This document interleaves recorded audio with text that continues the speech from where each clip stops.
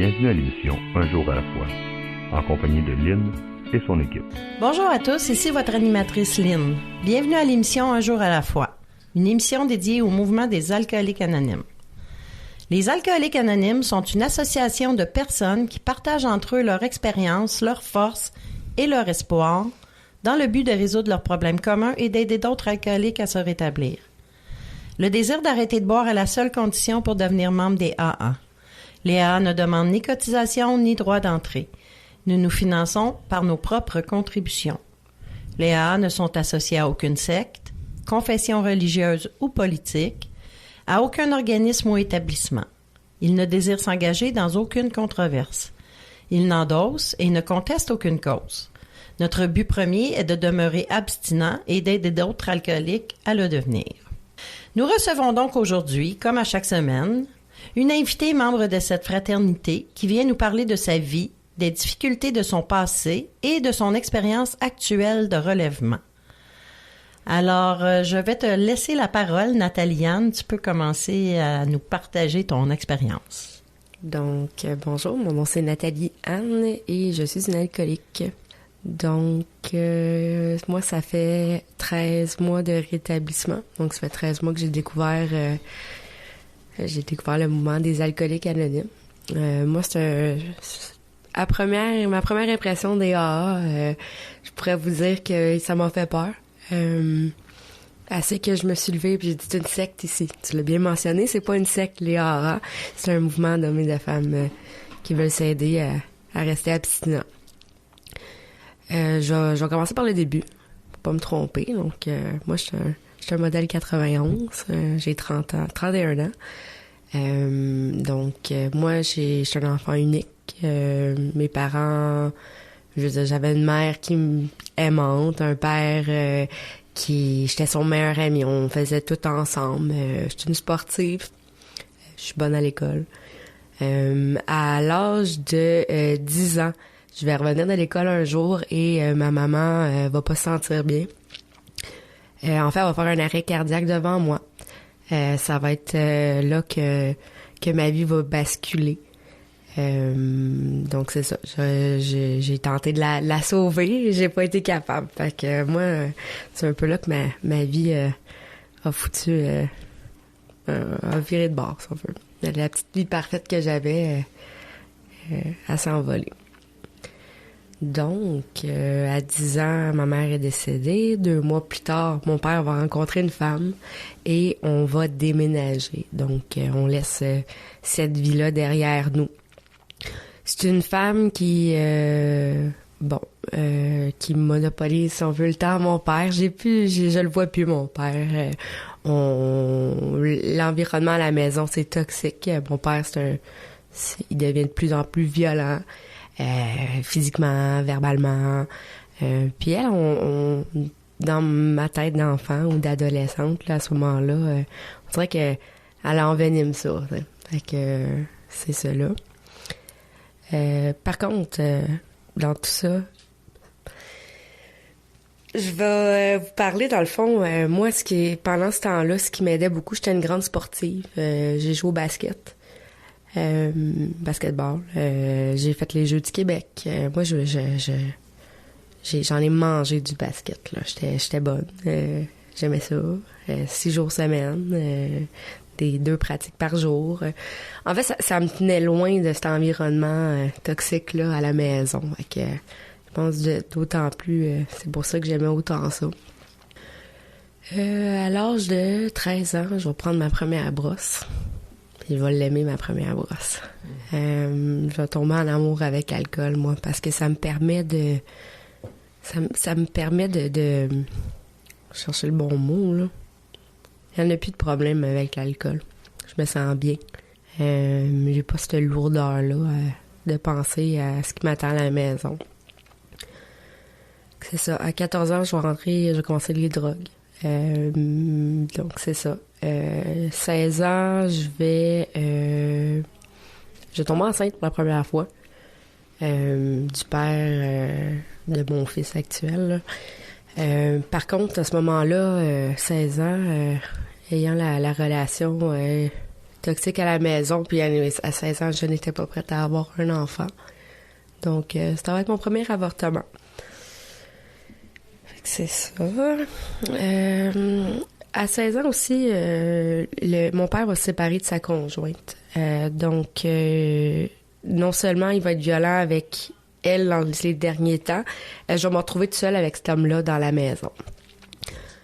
Donc, c'est là que l'alcool et la drogue vont prendre de plus en plus de place dans ma vie. Je voudrais pas être à la maison. Puis quand je vais être à la maison, ben au moins je serai pas mentalement là.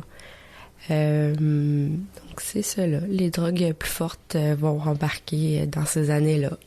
À l'âge de 18 ans, je vais tomber enceinte de mon fils Simon, qui a aujourd'hui 12 ans, bientôt 13 ans, qui vient de finir l'école primaire, soit dit en passant. Donc c'est ça. 18 ans, 19 ans, je vais m'acheter mon condo avec le père de mon fils au 10-30, oui, avant même que ça soit gros cette affaire-là. Puis ça va être un homme qui est violent, le père à mon gars. Assez que, dans le fond, moi, je vais retourner aux études pour devenir infirmière auxiliaire, puis la violence va devenir insupportable, que je vais partir avec mon fils chez une de mes collègues, chez une autre étudiante, finalement. Fait qu'on va se retrouver avec un enfant de 1 an. Mon fils a 1 an à ce moment-là. Elle a 2 enfants, donc 2 et 3 ans. Donc 1, 2 et 3 et 2 mamans. Ça fait du monde dans un 5,5. Ça fait beaucoup à gérer pour l'école, là, avec l'école. L'alcool, moi, je vais m'en servir comme échappatoire. Je vais m'en servir pour aller étudier. Je vais m'en servir comme excuse. Puis je suis chanceuse chez quelqu'un pour garder mon fils à ce moment-là. Donc c'est ça. Je vais finir mon cours d'infirmière auxiliaire en 2012. À ce moment-là, je veux dire, j'essaie de vendre le condo que j'avais acheté à 19 ans. C'est long, là. C'est long pour habiter dans le condo, puis d'habiter chez quelqu'un d'autre, finalement, là. Donc, je vais finir par vendre le condo à la perte. Je vais perdre beaucoup d'argent dans cette histoire-là. Aussi, le père de mon fils va me faire des menaces. Va menacer de tuer mon enfant pour ne pas avoir à payer de pension alimentaire. À ce moment-là, on s'entend, j'ai de l'argent dans les poches, j'ai vu de quoi de gros. Je vous dirais que je l'ai pas bien pris du tout. Je suis allée chercher un jugement de la cour, ça c'est sûr, pour protéger mon enfant, pour être sûr qu'il y ait pas que le père ait pas des droits d'accès sans supervision. Heureusement, je peux vous dire aujourd'hui qu'après 12 ans, il a jamais pris le temps de voir son fils. Je pense que c'est une bonne chose parce que mon fils a toutes ses belles qualités et non les côtés violents, etc. Donc, je veux pas me perdre. Je vais revenir à quand j'ai vendu le condo. Je suis seule dans mon appartement avec mon fils. J'ai de l'argent dans les poches. Et là, je vais commencer à boire à tous les jours, à me geler à tous les jours. Je vais faire ma première thérapie. Je vais rentrer au virage, pour ceux qui connaissent. C'est une belle ressource. Mais à ce moment-là, c'est de la réduction de méfaits. La réduction de méfaits, ça veut pas dire que tu es dans l'abstinence. Réduire les méfaits, ça veut dire que tu peux continuer à consommer, c'est pas grave. Tant que tu consommes moins. Ce qui est complètement pas le contraire, mais les AA, on parle d'abstinence complète. Donc c'est ça. Donc évidemment, ça marchera pas pour moi cette thérapie-là, parce qu'il y a une demi-mesure, on peut toujours consommer. Donc, je vais sortir de cette thérapie-là au bout de 5 jours et je vais continuer à consommer, mais avec modération.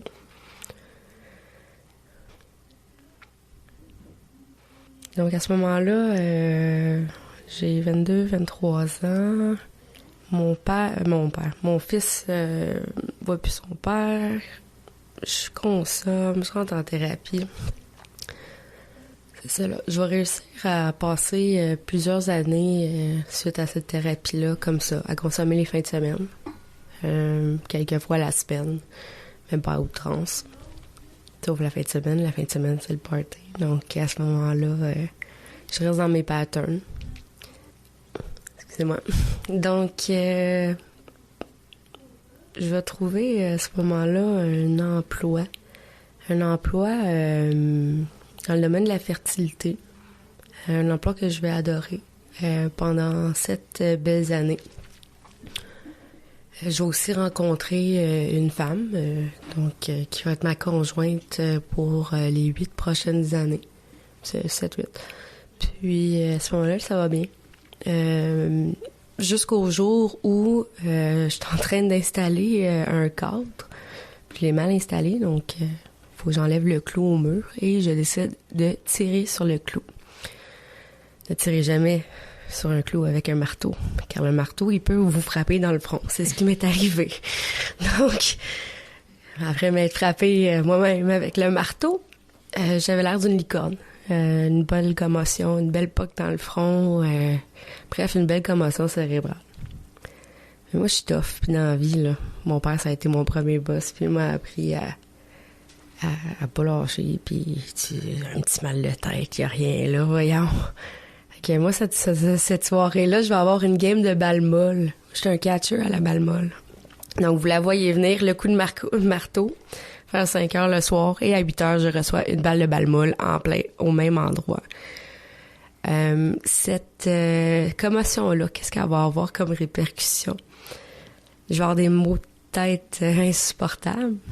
Je vais boire, je vais me geler. Je vais me geler pour pouvoir aller travailler. Je vais boire pour pouvoir dormir. Et je vais jouer à la pharmacienne de même. Donc, c'est cela. Je vais pas accepter, moi, de pas être capable de travailler, de pas me sentir bien. Donc, ça va être le début des enfers pour moi. OK. On va s'arrêter pour une pause publicitaire. On revient tout de suite après pour continuer ton récit. Je me sentais seule, angoissée, agressive. Et je m'apitoyais sur mon sort. Je voulais juste mourir. C'est pourquoi je continuais à boire. Personne n'aurait pu vivre un tel cauchemar. Puis j'ai assisté pour la première fois à une réunion des AA. À mesure qu'elle se racontait, j'ai découvert que toutes ces personnes avaient connu le même enfer. Je n'étais donc pas la seule. Elles m'ont aidé à cesser de boire et m'ont redonné le goût de vivre. Les alcooliques anonymes, ça fonctionne. Cherchez-nous dans l'annuaire téléphonique, dans votre journal ou sur aa.org.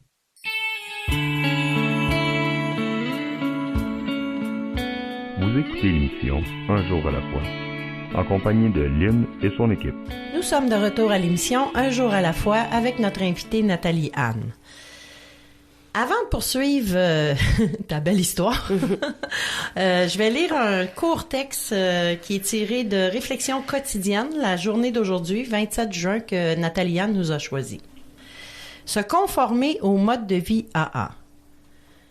Nous obéissons aux étapes et aux traditions des AA parce que nous voulons vraiment les adopter pour nous-mêmes. Ce n'est plus une question de bien ou de mal. Nous nous y conformons parce que nous le voulons sincèrement. Tel est notre processus de croissance dans l'unité et dans le fonctionnement. Telle est l'évidence de la grâce et de l'amour de Dieu parmi nous. C'est tiré du livre « Le mouvement des AA devient adulte », page 109. Je prends plaisir à me voir grandir dans le mouvement. Je me suis battue au début pour ne pas me conformer aux principes des AA. Mais à force de souffrir de mon attitude belliqueuse, j'ai fini par voir qu'en vivant selon le mode de vie des AA, je m'ouvrais à la grâce et à l'amour de Dieu. J'ai commencé à comprendre pleinement ce que signifie être membre des Alcooliques Anonymes. C'est beau, je l'avais pas lu aujourd'hui. Merci. Donc, je poursuis. Oui, tu poursuis, Nathalie Anne. Je te passe la parole. C'est à moi, là, d'accord. Donc, on était à une commotion cérébrale 2 fois dans la même soirée. Donc, le lendemain matin de cette commotion-là, je vais me diriger à l'hôpital en Uber parce que la lumière, etc., ça ne va plus. Puis l'infirmière au triage à l'urgence, elle va rire de moi. Oh, qu'elle va rire de moi. Puis elle va me demander pourquoi je suis pas venue après le coup de marteau. C'est là qu'on se rend compte qu'on a un gros ego, hein. Les alcooliques, on a un méchant gros ego. Fait que, non seulement ça, là, j'étais en état d'ébriété quand c'est arrivé, là. Je veux dire, on va se le dire, j'étais pas à jeun, là, pour pour ne pas penser à aller à l'hôpital là, quand ça s'est produit, puis décider d'aller quand même jouer à la balle molle. Par contre, ma consommation à ce moment-là, elle va prendre de l'ampleur, c'est ce que je disais. Là. À ce moment-là, moi, ça va me prendre quelque chose pour me lever le matin, puis ça va me prendre de quoi pour me calmer le soir. Donc, c'est là que l'alcool va m'aider à apaiser mes maux. C'est ce que je pense à ce moment-là. Ce que je sais pas, puis ce que je sais aujourd'hui, c'est que ça en crée pas mal plus que d'apaiser. Donc, moi, ça fait à ce moment-là 6 ans que j'étais avec ma conjointe. Cette conjointe-là, elle aime beaucoup le gambling. Donc, pour moi, si on va au casino, il y a de l'alcool. Et que c'est parfait pour moi. Donc, c'est pas mal là que ça va se passer, nos soirées. C'est ça. Fait que, on va faire ça. Ensuite, je reviens, j'ai comme sauté l'étape de la commotion. Là. Moi, comme je disais, mon père, ça a été mon premier boss dans la vie. Puis, pas travailler, c'est pour les lâches. C'est ce qu'on m'a appris. Donc, je refuse d'être en arrêt de maladie. Je refuse qu'on m'arrête pour une commotion cérébrale. Donc, 2 semaines plus tard, je vais être au travail. Dans mon métier, il y a des médecins. Je vais avoir la tête dans la poubelle en train de vomir ma vie parce que la commotion est pas guérie, mais pas du tout. Je me suis pas reposée. Fait que le médecin va m'envoyer d'urgence à l'urgence. Puis le médecin à l'urgence va me faire passer des scans cérébrales. Puis là, il va me dire, non, faut que tu retournes en arrêt de travail. Un autre 2 semaines. Un autre 2 semaines à la maison, à boire. Fait que c'est ça. Fait que je vais au bout d'un mois, là, on est rendu à 1 mois post-commotion, je vais aller voir un médecin, puis je vais carrément, là, mon crosseur va la supplier. Là. Ah non, je suis capable de travailler. Puis là, elle me fait faire des tests, puis clairement, elle voit que je suis pas capable, puis elle me demande, mais pourquoi tu veux aller travailler? Puis, comme je vous dis, là, pas travailler, pour moi, c'est pour ce qu'on m'a appris, c'est pour les lâches. Donc c'est ça. Mais j'aurais donc voulu, si j'avais su, prendre le temps de récupérer. Ce que ça va faire, c'est que je vais trouver ma manière, ma méthode. Puis c'est ça. Je vais jouer avec autant la médication que les stimulants, que l'alcool. Puis ça va créer une atmosphère tout à fait désagréable à la maison. Je vais être colérique. Je vais me sentir incomprise, puis je vais consommer encore plus. Je vais même m'éloigner de la maison après 1 an ou 2. Je vais préférer être seule, que ce soit dans ma voiture sur le bord de l'eau, que ce soit au bord avec des inconnus. Je vais beaucoup m'éloigner de ma conjointe et à l'époque et de mon fils. Au point où je vais me dire que mon fils est mieux sans moi. C'est une bonne maman, mon ex-conjointe, puis elle s'occupe bien de lui. Moi, dans le fond, je me sens trop. Je me sens un fardeau. Quand je suis à la maison, ça fait quelques jours que je suis sur la Roomba, fait que quand je reviens, je suis massacrée, j'ai mal à la tête, on me voit pas.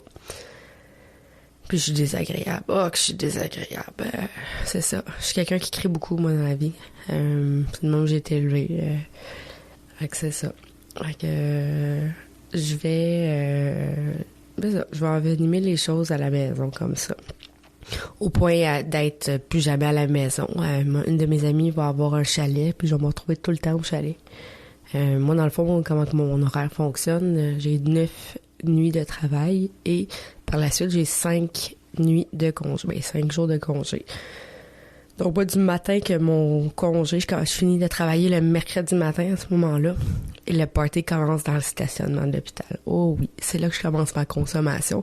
Et ça va se terminer le lundi matin, juste avant que je doive aller travailler à minuit. Est-ce que je me rappelle de ces soirées-là? Non. Ces soirées-là, mes débats, ils vont être horribles. J'aurais plus le goût de vivre. De moins en moins de goût de vivre. Je vais dire de plus en plus que mon fils serait mieux sans moi. Que mon ex-conjoint serait mieux sans moi. Que le monde serait mieux sans moi. Donc, c'est ça, là. À travers tout ça, moi, je vais rencontrer une femme Donc, ma conjointe actuelle. On va se connaître dans la consommation. Donc, c'est ça là, on va se fréquenter. Puis, va venir un temps où ça s'en vient de plus en plus sérieux. Puis, on s'aime bien. On s'aime bien, puis moi, ça faisait 8 ans que j'étais avec quelqu'un. Une relation que j'étais plus heureuse. Parce que oui, j'ai mes torts, mais je pense qu'une relation, c'est 50-50. Et ma conjointe, à ce moment-là, ça fait 10 ans qu'elle est avec son conjoint. Et elle aussi est plus bien. Donc, on est bien ensemble. La seule chose qu'on a de négatif, c'est qu'on consomme, puis notre relation est compliquée dans la consommation. On s'aime, on saillit, on s'aime, on saillit, on s'aime, maudit qu'on saillit. C'est ça. Fait que moi, je vais passer beaucoup de temps avec elle au lieu d'être avec ma famille. Puis, va venir un temps que je lui dis, écoute, moi, je regarde les poteaux, là, en voiture, et je me dis, faut que je me dise le nom de mon fils pour pas rentrer dedans. Je suis rendue là dans la vie. J'ai plus le goût de vivre, puis il faut que je me rappelle que j'ai un fils pour pas rentrer dans le poteau. Fait qu'elle va m'amener à l'hôpital, où que je vais faire un code blanc. Pour ceux qui connaissent pas les codes blancs, dans notre domaine, c'est un patient, un usager qui est violent. Ça veut dire quoi? Ça veut dire que je suis rentrée à l'hôpital après ma 4e, parce que c'était pas la première fois que je faisais une demande de cesser d'agir. Cesser d'agir, c'est quand t'es pas capable d'arrêter de consommer, puis que tu demandes à l'équipe médicale de t'aider dans tout ça. 3 fois auparavant, on m'a donné de l'aide 1 ou 2 journées, puis on me renvoyait à la maison. Quand on me renvoyait à la maison, là, on parle de 2 à 3 fois. C'est arrivé 3 fois, en exemple, en 2 mois. Moi, je repartais toujours de plus en plus dans un bas fond. Ma consommation repartait, puis c'est ça. Fait que là, j'étais rendue à ma 4e, puis j'ai dit là, si on m'en revire de base, je vais lancer un code blanc. Donc, ce que j'ai fait, l'agent de sécurité, il me dit l'entrée principale, faut pas que tu passes par l'entrée principale, faut aller à l'urgence. Et je l'ai regardé droit dans les yeux, j'ai commencé à fesser dans le mur. Puis il dit, il est là ton code blanc. Fait que là, moi, en gros débat, en train de crier dans l'hôpital code blanc, puis en fessant dans les murs. Je peux vous dire que je suis pas de même dans la vie. Moi, j'aide les gens, là, mon métier, là, c'est j'étais infirmière auxiliaire, là. On fait pas ça. Faites pas ça non plus, là. Allez chercher de l'aide avant, asseyez-vous dans un meeting avant. Mais je me suis rendue là. Dans le fond, les portes de l'urgence se sont ouvertes et il y avait 8 gardes de sécurité. Ça a pris 8 gardes de sécurité pour me maîtriser. Moi, je fais 5 pieds 3 dans la vie. À ce moment-là, je pèse pas plus que 130 livres. J'en ai pris un peu. M'a amené une couple de livres. Mais, tout ça pour dire que j'étais en beau maudit. Puis j'ai eu l'aide que j'avais besoin. On m'a amené en psychiatrie. Donc, si vous êtes nouveau dans le mouvement ou pas, on va souvent vous dire que la consommation, l'alcool va vous amener à 3 places. La prison, la folie ou la mort. J'ai senti la mort. La prison, heureusement, j'en ai jamais fait. Mais j'aurais pu frapper quelqu'un, j'aurais pu faire des mauvais choix là, ou des bad luck. Donc, c'est ça là. Fait qu'on est rendu en psychiatrie, les amis. Et on est rendu en psychiatrie à l'hôpital. Puis, je me rappelle sincèrement de rien de mon passage à l'hôpital. La seule chose que je sais, c'est qu'en sortant de l'hôpital, ma tante va me dire... Bon, ben, demain matin, on s'en va en thérapie. Ben, parfait, on s'en va en thérapie. Je vais me rappeler que je me rends en thérapie. Je regarde mon oncle, je regarde ma tante, puis je leur dis merci. Merci de m'avoir trouvé la thérapie. On va me répondre, Nat, c'est toi qui as fait les démarches. Ah ouais, c'est moi qui ai fait les démarches. C'est moi qui s'est rendu ici, donc, et voilà. Ce que je sais aujourd'hui, c'est que c'est le plus beau cadeau que je me suis fait. C'est le meilleur livre qu'on m'aura jamais fait pour se rendre là. Donc c'est ça là. Moi je sais pas qu'il y a 2 types de thérapie. Tantôt je vous avais parlé de ceux la réduction de méfaits. Et là je suis dans une thérapie où on va m'expliquer le mouvement des alcooliques anonymes basé sur les 12 étapes. Donc ça va être du nouveau pour moi. Alors on va s'arrêter pour une autre pause publicitaire puis on va revenir à la nouvelle thérapie. Comme une force de la nature, l'alcool commence à détruire notre monde. Le chaos nous envahit. nous perdons le contrôle de notre vie. Mais on peut arrêter la tempête. Les alcooliques anonymes peuvent nous aider à traverser la tempête un jour à la fois. Dans les jours sombres, il y a de l'espoir. Il y a les alcooliques anonymes. Si l'alcool est devenu un problème dans votre vie, nous sommes dans l'annuaire téléphonique et sur le site aa.org. Les alcooliques anonymes, nous pouvons aider.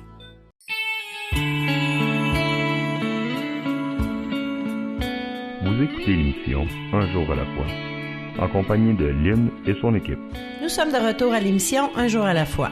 Notre site internet unjouralafois-émission.org vous donnera accès à nos podcasts contenant toutes les émissions de l'année en cours, ainsi qu'à notre banque de fichiers de partage archivés de 2017 à aujourd'hui pour écoute sur les plateformes de votre choix. On peut aussi y trouver les diverses heures de diffusion de nos collaborateurs radio et une adresse courriel de toute question ou commentaire, et peut-être même venir nous visiter en studio pour y partager votre histoire personnelle de rétablissement. On peut également accéder au site de l'émission via le site de la région Montréal-Montérégie, aa87.org. Alors, on va continuer ton message. Tu étais rendu à une nouvelle thérapie. Une nouvelle thérapie basée sur les 12 étapes. Donc, ça commence comme suit. Il est 9h le matin, on me dépose à la porte. On prend une photo de moi. J'étais pas d'accord du tout. Puis on m'explique rapidement comment ça va se passer, la thérapie. Moi, à ce moment-là, on parle de 12 étapes. On aurait aussi bien parlé en chinois. J'aurais peut-être plus compris. Je connais pas du tout le mouvement des alcooliques anonymes. Je sais juste qu'il y a plein de belles petites phrases un peu partout dans l'établissement. Donc, ça commence comme ça. Je vais passer la première journée de ma thérapie à dormir, comme je pense la plupart des gens font quand ils arrivent en thérapie. Parce qu'on est tellement brûlés puis écœurés. On est allés de souffrir. Donc, c'est ça. Je suis arrivée là. Je vais commencer à assister au groupe, là, les ateliers. On va me donner un cahier de travail. On va me donner le gros livre des alcooliques anonymes. Moi, je le trouve gros en maudit, le gros livre, là. Moi, j'aime pas ça lire. C'est gros, un gros livre. Puis on va me dire, bon, là, ta première étape. Ma première étape. OK. Fait que là, on va me dire, faut que tu fasses ta première étape.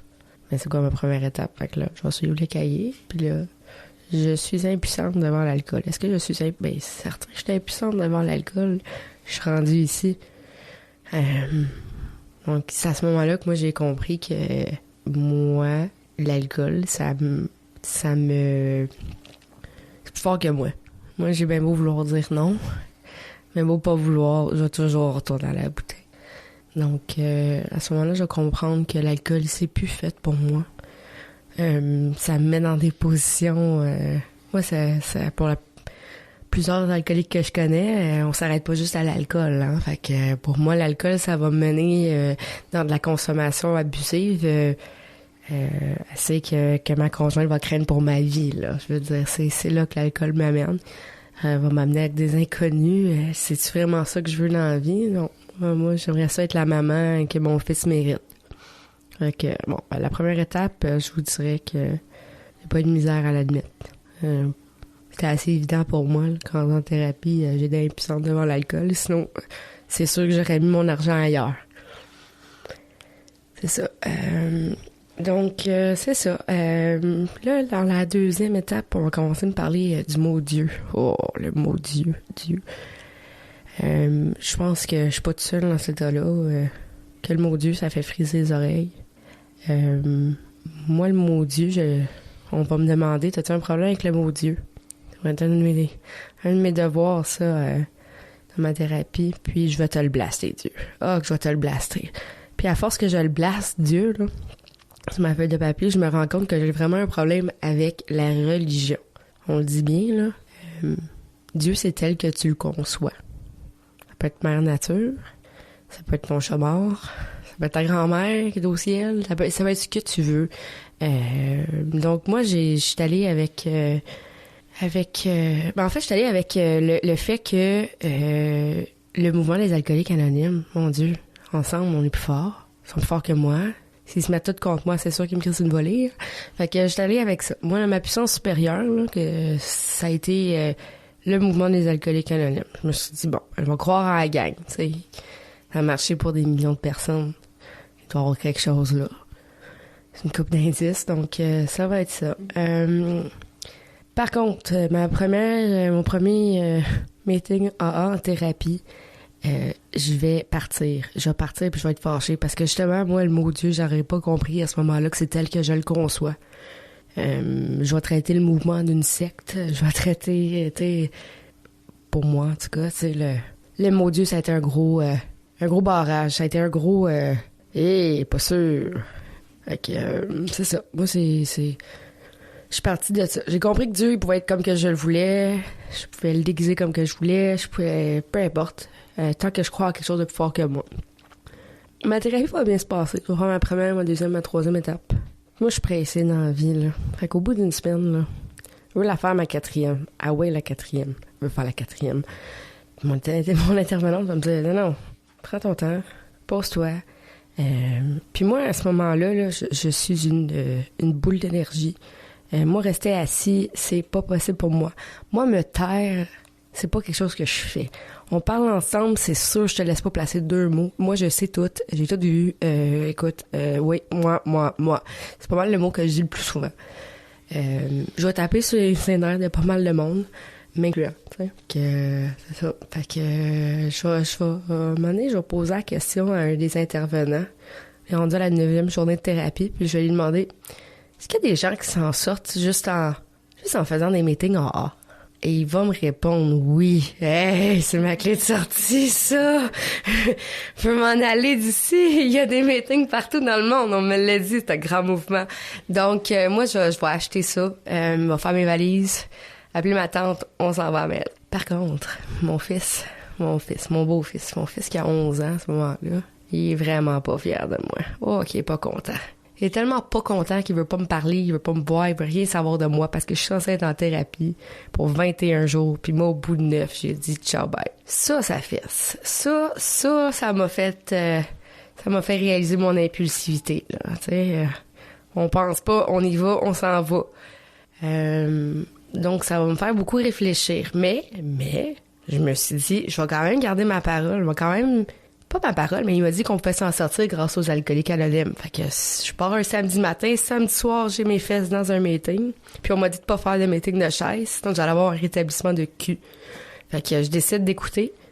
Pour la première fois de ma vie, je décide d'écouter. Fait que c'est la première chose qu'on va m'apprendre dans les A, de me taire puis d'écouter. Parce que y en a du stock à me dire. Moi, c'est ça que j'adore, là, du mouvement, là. Peu importe le partage, peu importe le meeting. Une phrase qui va me frapper. Donc, c'est ça, là. On est rendu samedi. Premier meeting. Ça va bien. Je me fais même un lift. Les gens sont donc gentils dans AA. Parce qu'à ce moment-là, j'ai pas ma voiture. Le lendemain matin, 4 heures du matin, pas capable de dormir. Je suis dans une autre ville. Je suis loin de chez moi. Je suis chez ma tante. Puis là, je me réveille pas capable de dormir. Les remords d'être partie de la thérapie. Comment je vais faire pour arranger ça? On va regarder sur le meeting guide. Il est où le rendez-vous le plus proche? Il est à 10 km. Bah, ça se fait bien, 10 km à pied. Fait que je vais croiser ma cousine qui rentre de ça.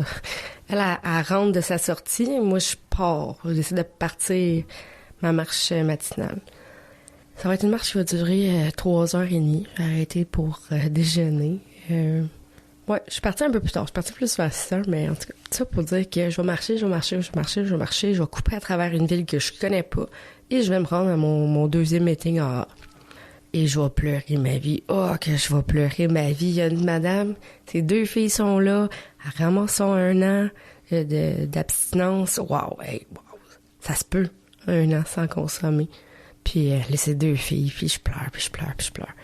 Puis à la fin de ce meeting-là, il y a quelqu'un qui va marcher vers moi en mission pour venir m'écouter. Puis là, je vais tout compter ma vie à cette pauvre dame-là qui va prendre le temps de m'écouter. Pendant ce temps-là, moi, j'avais déjà texté ma tante pour qu'on s'inquiète. Je suis pas partie sur une Roomba, je suis allée dans un meeting et ma tante va arriver. Puis elle va me dire, mais ça va-tu? On était à 3 sorties d'autoroute, là, le temps de revenir. Là. La fille était vraiment motivée à aller faire son meeting. C'était long, là. 3 sorties d'autoroute, c'est à 40, là. C'est quand même... c'est pas à Montréal, là, dans le coin de la Lorraine, là, Repentigny. Fait que c'est ça, 3 sorties plus tard, je reviens à la maison. Ce soir-là, je vais faire un 2e meeting. Moi, dans le fond, je vais avoir acheté l'idée qu'on pouvait s'en sortir grâce aux alcooliques anonymes. Je vais faire du meeting, je vais en manger. Je vais en faire autant que je sors. Je me dis, au lieu d'aller au bar, on va aller aux alcooliques anonymes. Ça a été une formule qui a fonctionné pour moi. Parce que moi, je sortais beaucoup dans les bars.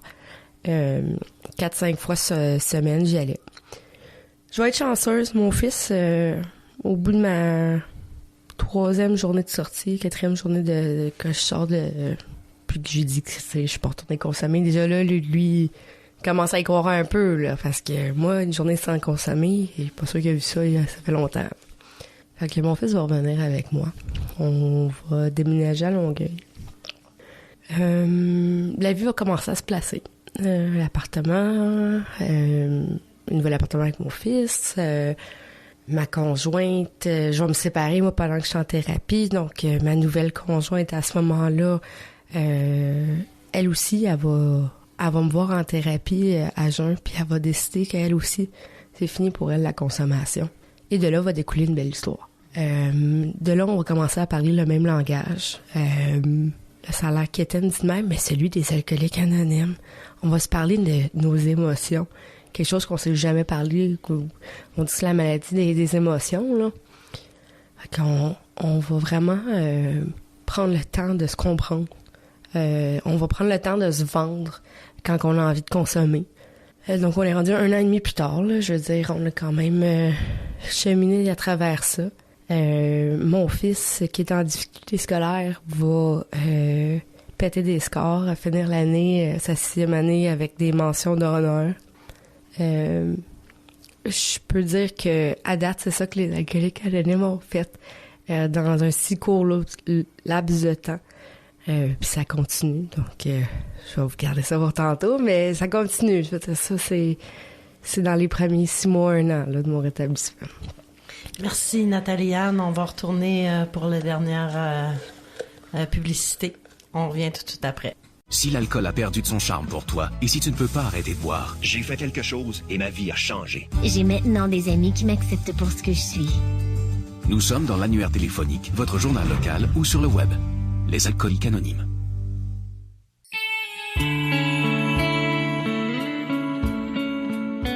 Vous écoutez l'émission Un jour à la fois, en compagnie de Lynn et son équipe. Nous sommes de retour à l'émission Un jour à la fois. Si vous souhaitez en apprendre davantage sur le mouvement des AA, vous pouvez consulter le site internet aa-québec.org. Vous y trouverez par exemple le numéro de la ligne d'aide de votre région. Si vous ressentez le besoin de parler, n'hésitez pas, il y a quelqu'un pour vous écouter de 9h à 22h, 7 jours sur 7. Vous trouverez aussi la liste des réunions près de chez vous sur Zoom, au téléphone et une foule de réponses sur la structure des AA. On va maintenant poursuivre ton message. Oui, donc... Ma belle Nathalie-Anne. Oui, merci. Donc, c'est ça. Donc, moi, je suis sortie de thérapie, puis la vie commence à se placer tranquillement, pas vite.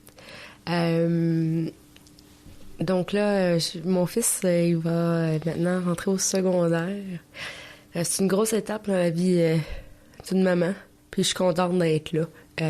Non seulement mon corps, mais mon esprit aussi. Ça, c'est un beau cadeau que j'ai trouvé dans la sobriété. Je suis la maman que je voulais être. Je suis la maman qui court à droite et à gauche pour les pratiques de ci, les pratiques de ça. Je suis aussi un Uber pour quand il veut aller chez ses amis. On est aussi la maison qui est proche de l'école où que les amis se ramassent. Après l'école, là c'est l'été, l'école vient de terminer. Présentement j'ai 4 enfants à la maison. On va dire, c'est le fun. C'est un beau cadeau ça. Je connais les amis à mon fils. Est-ce que je pense que c'est important à cet âge-là? Je pense que c'est important pour la prochaine étape dans la vie de mon fils d'avoir une maman. Parce que moi, j'élève mon fils, dans le fond, mon fils n'aura pas connu ça, un père. Donc, d'avoir une maman qui est présente, je suis fière de ça. Je suis fière de pouvoir lui dire, OK, maman, s'en va à un meeting. Je reviens dans 1h30. Je m'en vais à un meeting. Ah, j'ai un business meeting ce soir. Mon fils le sait, je vais revenir à la maison. Quand auparavant, je disais, maman, ça va prendre une bière. On sait bien que c'était un mensonge. Ça pouvait durer longtemps, là. Donc, c'est ça. J'ai maintenant une parole, chose que j'avais pas. Quand je dis que je vais être là, je vais être là. Je réponds à mon téléphone. Moi, c'était quelque chose que je faisais pas avant, là. Tu m'appelais et je voyais pas ton appel. Ou juste quand mon fils était plus petit, puis j'oubliais de l'appeler pour lui souhaiter bonne nuit. Je me rappelle de me sentir donc mal, mais j'étais déjà trop partie. J'étais déjà trop saoule pour... Ah, c'est pas grave. Aujourd'hui, c'est important. Aujourd'hui, ces moments-là, je suis contente, moi, d'avoir découvert ce moment-là à 31 ans. Je veux dire, c'est pas le cas, puis je suis pas à l'abri. C'est vraiment un programme de 24 heures à la fois. Donc, ce qu'on m'a expliqué dans les AA, d'assister aux réunions, ce que je fais. On m'a dit de m'impliquer. C'est ce que je fais. On m'a dit de me trouver une marraine ou un parrain. C'est fait. Il y en a un quatrième, de faire mes lectures. Parce que oui, écouter, c'est bien beau, mais il faut travailler sur soi. On dit que 85% de la maladie, c'est nos comportements. 15% c'est l'alcool. L'alcool, bon, c'est ça. Il y en a pas dans les meetings, heureusement. Je me tiens loin de ça. Je me tiens loin des situations à risque. Mes meilleurs amis, ceux que je connais depuis que je suis adolescente, que je fais toutes mes trips, on se parle encore. Ils sont tellement fiers de moi parce que eux autres aussi étaient inquiets à la fin. Mais je les vois pas chaque vendredi. Je les vois pas 3 fois semaine. C'est plus moi qui a tout le temps quelque chose sur moi pour consommer. J'ai fait des changements. Ça vraiment, pour moi, ça a commencé par rentrer dans une salle de meeting, me taire et écouter. Ça fonctionne bien parce que maintenant, j'ai pas de misère avec les silences. Moi, avant, quand c'était silencieux, j'étais mal. Maintenant, j'apprécie ça. J'apprécie lire maintenant. C'est un moment pour moi qui est important. Parce que pour moi, là, si vous n'aimez pas ça lire, là, les réflexions quotidiennes, c'est merveilleux. Parce que c'est 1 page par jour. Le gros livre, il est gros. Il est vraiment gros. Pour quelqu'un qui aime pas lire comme moi, ma conjointe et moi, on le fait ensemble. On le fait avec quelqu'un d'autre. D'être plusieurs à lire. Il y a même des groupes de lecture, là. Donc, ça l'aide beaucoup. Comme ça, t'as pas besoin de te taper tout ce livre-là. Je vous ai parlé de ma conjointe qu'on s'est présente, là, de l'heure actuelle, qu'on s'est connue dans la consommation. Et on a découvert le mouvement ensemble aussi. C'est beau de partager ça. Les deux, on vient pas mal du même background. Les deux, on se comprend. Par exemple, perdre une mère à un jeune âge. Moi, j'ai jamais grandi avec quelqu'un qui m'a dit « moi non plus, j'ai pas de maman ». Ma conjointe, pour elle, ça s'attend que c'est aujourd'hui, la journée qu'elle a perdu sa mère. Puis je peux comprendre cette peine-là. Je pense qu'il y a personne qui peut comprendre ça tant qu'on le vit pas. Puis, je veux dire, ça fait des années, là, ça date pas d'hier. Mais c'est important pour moi de l'écouter. C'est important pour moi de pas la juger. C'est important pour moi de l'accueillir avec amour. Avant, j'aurais dit, ben oui, je sais. Je sais ce que tu vis, je vis la même chose. Moi. Là, je l'écoute. Je pense que c'est un beau cadeau, ça, de pouvoir accueillir les gens. De pas toujours avoir ton... Tu sais, on sait pas tout, là. Je sais pas tout. J'en ai beaucoup à apprendre. Les gens ont beaucoup à m'apprendre. Je l'entends souvent, celle-là, dans les meetings. Dieu passe par les gens pour me parler, ou passer des messages. Je le crois, ça. Je crois que les gens, ils sont là juste au bon moment des fois. C'est ça, là. Qu'est-ce que ça m'a apporté aussi, le mouvement des alcooliques anonymes? Moi, en 13 mois, on a mis de l'argent de côté. Dans 4 dodos, je pars pour Paris. Je m'en vais passer 7 jours à Paris et 3 jours en Belgique. C'est un voyage familial. On part de loin, là. On part d'une fille qui était dans les bars. On part d'une fille qui pensait pas qu'il pouvait être une bonne mère. À quelqu'un qui a des buts dans la vie, qui a des projets. Moi, je pensais jamais vivre vieille. Puis c'est comme perdre ma mère jeune. D'après moi, c'était ça qui était décidé pour moi aussi. Je comprends que on sait pas ce que demain nous réserve, mais je crois que je suis pas obligée de massacrer demain aujourd'hui. Je veux dire, moi, je travaille aujourd'hui pour que demain... Je veux dire, mes choix que je fais aujourd'hui, c'est des bons choix. Puis demain, j'espère que je vais en faire des bons aussi. Est-ce que je dis jamais je vais reconsommer, jamais je vais boire? Je suis pas à l'abri de ça. J'en ai des amis dans les A qui ils font des bons temps. Puis malheureusement, soit qu'ils lâchent les meetings, soit qu'ils... le crosseur qu'on appelle, là, pendant qu'on consomme pas, il fait des push-ups dans le coin. Là. Il est en forme. Là. Il attend qu'on soit vulnérable. D'assister régulièrement aux meetings, ça me permet de le voir, ça. Ça me permet de le voir, du monde attrayant, du monde qui m'ont permis d'accrocher dans le mouvement. Il y en a qui continuent, c'est merveilleux. Il y en a malheureusement qui glissent, il y en a qu'on voit plus. Puis c'est ça que je vais chercher dans les meetings. Aussi, les nouveaux. Les nouveaux, là, ça, c'est quelque chose de pouvoir accueillir un nouveau, de le voir cheminer. J'ai une très bonne amie, elle est arrivée méconnaissable. Heureux, joyeux et libre.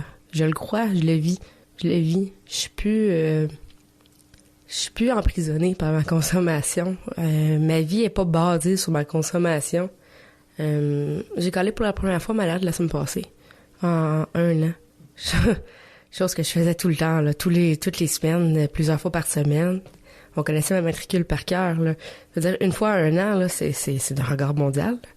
Donc, c'est ça. Donc, ça aussi, là, je suis une meilleure employée. J'ai décidé de me réorienter pour aller chercher un challenge dans mon travail. Je veux dire, c'est vraiment... c'est intéressant, là. Moi, j'ai le goût d'avancer sans mettre de pression, d'y aller en douceur. Ça aussi, c'est une autre chose. D'être doux avec soi-même. Moi, je voulais être parfaite, je voulais tout bien faire. Puis t'as pas besoin d'être parfait dans c'est pas un mouvement de perfection, là. Progression. On progresse. Chacun à son rythme. Puis pour moi, c'est ça qui est intéressant. T'sais. De rencontrer des gens qui viennent de partout, qui ont toutes sortes d'histoires. Et je veux dire, on choisit pas d'être alcoolique, là. On l'est, là. C'est ça. Puis de se l'avouer, c'est du monde honnête dans les meetings, là. Ça me ressemble, tu sais, de pouvoir... excusez, là, je tourne en rond, là, je vais... C'est ça. Fait que pour moi, c'est un lieu safe, les alcooliques anonymes. C'est un lieu où que je suis bien. Puis quand je me sens pas bien dans un meeting, ben c'est qu'il y a de quoi au fond de moi qu'il faut que je règle, tu sais. Mais... non, j'ai plus de... Même mes pires jours à jeun sont moins pires que mes meilleurs jours en consommation, là.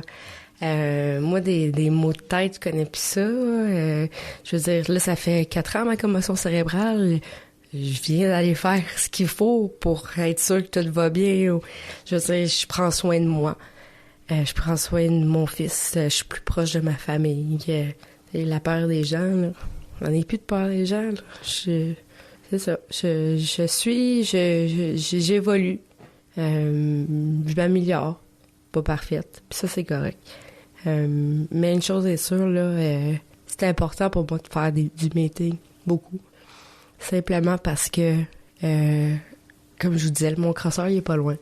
Puis, c'est ça. Je m'entoure du bon monde. Puis, moi, ça m'a sauvé la vie, les alcooliques anonymes. Mon nom, c'est Nathalie-Anne. Je suis une alcoolique. Merci, Nathalie-Anne. Merci beaucoup pour ton beau message. Je me suis identifiée.